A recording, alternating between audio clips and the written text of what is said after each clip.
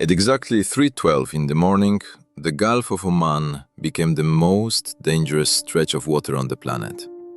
52 incoming contacts, supersonic missiles and kamikaze drones, every single one of them locked onto the same target, the USS Abraham Lincoln. Iran's Revolutionary Guard had just unleashed the most massive naval strike attempted against an American carrier since the Second World War. The Aegis operators had milliseconds. What happened next left Tehran in stunned silence for days. This was not a warning shot. This was not a provocation designed to test American patience. This was Iran's ultimate gamble, a full-scale saturation attack with one purpose: sink a nuclear-powered American aircraft carrier in international waters. They nearly had the numbers to pull it off. Nearly. For decades, Iran's military doctrine has been built around one concept that is equal parts brilliant and desperate: overwhelm American defenses with sheer volume. The math behind it is brutal and simple.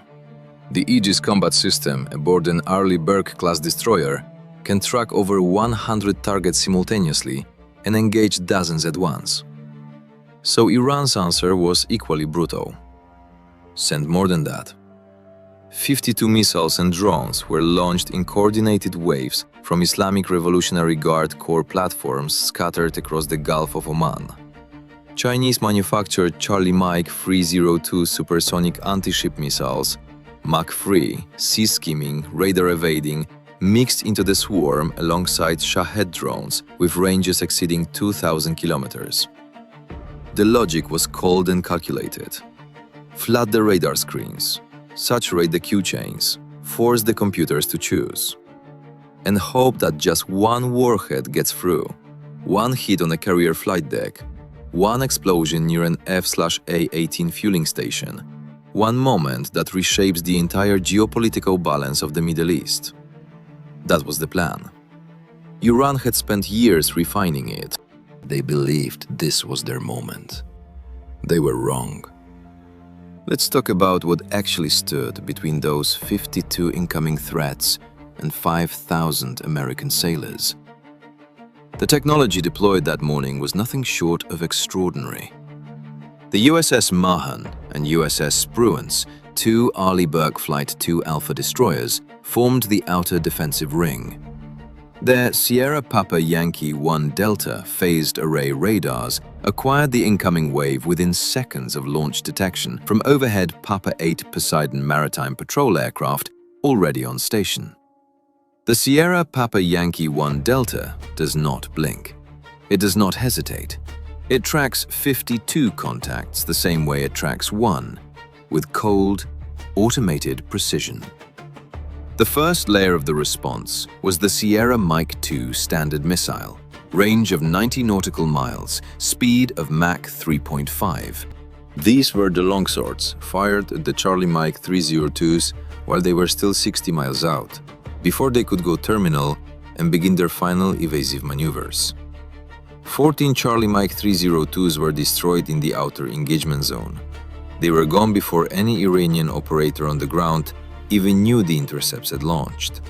But the Shaheds were different.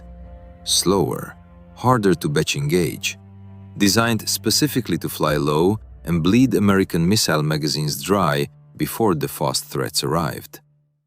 That is where the evolved Sea Sparrow missile became critical. Quad-packed into vertical launch system cells, 4 missiles per canister, the destroyers ripple-fired evolved Sea Sparrows in continuous bursts, engaging drones at ranges between 10 and 27 miles. Each one pulls 50 G-forces in the terminal phase. No drone Iran builds can outmaneuver that. Then came the final line. The close-in weapon system, the 20mm Vulcan Gatling gun, firing 4,500 tungsten rounds per minute, fully autonomous, no human in the loop. It sees a threat, calculates a firing solution, and opens fire before a human brain can finish processing the word shoot. 3 Iranian projectiles reached close-in weapon system engagement range. 3 were vaporized. American casualties, 0. And here is where this story becomes something Iran never prepared for. The Abraham Lincoln strike group did not just defend itself, it struck back. Even before the last Iranian drone was swatted from the sky, United States Central Command had already authorized retaliatory operations. A nuclear attack submarine had been operating silently beneath the Arabian Sea, tracking Iranian naval movements for 96 hours. In international waters south of Sri Lanka, that submarine fired 2 Mark 48 advanced capability torpedoes at the Iris, Iran's most advanced frigate. The Mark 48 runs at 55 knots, wire-guided, 650-pound warhead. The first torpedo struck amidships. The second hit 11 seconds later. Iris broke apart and sank in under 4 minutes.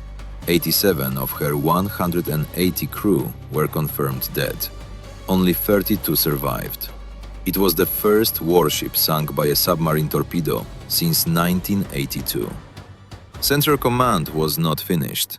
Over the following 6 days, a coordinated American and Israeli strike campaign systematically dismantled Iran's ability to ever attempt this again. Ballistic missile production facilities, launch ramps, radar installations, underground fuel depots. 17 Iranian naval vessels were sunk or destroyed. At least 1 Kilo-class submarine was critically damaged on the ocean floor. By the 7th day, Central Command Commander Admiral Brett Cooper delivered numbers that silenced every room they were read in. Iran's ballistic missile strike capacity reduced by 90%. Drone attack capability degraded by 83%. The 52 missile swarm that was supposed to change history had instead accelerated Iran's military collapse. The final accounting tells the only story that matters. Iran committed its most sophisticated attack package: Charlie Mike 302 supersonic missiles, Shahed long-range drones, Kilo-class submarine positioning, coordinated electronic warfare assets. The result? 0 damage to any American vessel, 0 American casualties. In return, Iran lost its most modern frigate, 17 additional naval platforms, and nearly a decade of missile production capacity, all gone in under a week. The saturation attack theory, the doctrine Iran bet everything on, was tested under real combat conditions against a real carrier strike group. And it failed completely, not because of luck, because of layers. Papa 8 Poseidons watching from altitude before a single missile left its tube, Sierra Mike 2s engaging at 60 miles, evolved Sea Sparrows shredding the drone swarm at 15 miles, close-in weapon systems finishing anything that survived. And beneath the waves, a nuclear submarine waiting patiently for the moment to send a message no one could misread. Iran came to the Gulf of Oman believing 52 was enough. They discovered that against a fully networked American carrier strike group, 52 is just a number. And numbers do not win wars against systems that see everything, track everything, and kill everything, from ranges the enemy never even knew existed. But there is one dimension to this story that almost nobody is talking about, and it may be the most consequential part of all. Within hours of the attack, Iranian state agency Mizan published footage claiming the Abraham Lincoln was fleeing at full speed and had suffered catastrophic damage. For 5 consecutive days, Iranian state television broadcast what it described as proof of a sinking American carrier. Millions of Iranians watched it. Millions believed it. The anchors delivered it with the kind of certainty that makes people feel they are watching history happen. Then, Central Command released the photographs. The Abraham Lincoln was sailing calmly in the Arabian Sea with flight operations fully underway. Deck crew moving aircraft, not a single visible scar on her hull or flight deck. The gap between what Iran told its people and what had actually happened was not just a propaganda failure.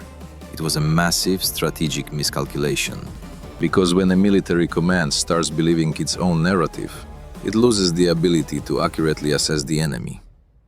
Iran's leadership had convinced itself the saturation doctrine would work.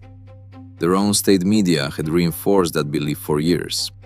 And on that morning, reality arrived at Mach 3 in the form of a defense network that had been quietly preparing for exactly this scenario for 2 decades. The Abraham Lincoln never altered course, not once. There is something about that detail that stays with you. 5,000 sailors, 52 incoming threats, and the ship just kept moving, steady, unhurried, as if the Gulf of Oman were any other morning at sea.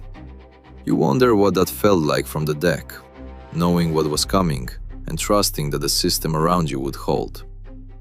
Iran lost its flagship frigate, 17 naval vessels, and 90% of its long-range strike capacity in 7 days. The question sitting at the center of all of this is one that military strategists and ordinary people alike are going to be wrestling with for a long time. Does Tehran look at what remains of its naval force and decide the next move? Or does the Revolutionary Guard finally accept that this version of the fight has reached its end? And if you were advising either side right now, knowing everything that happened in those 7 days, what would you tell them?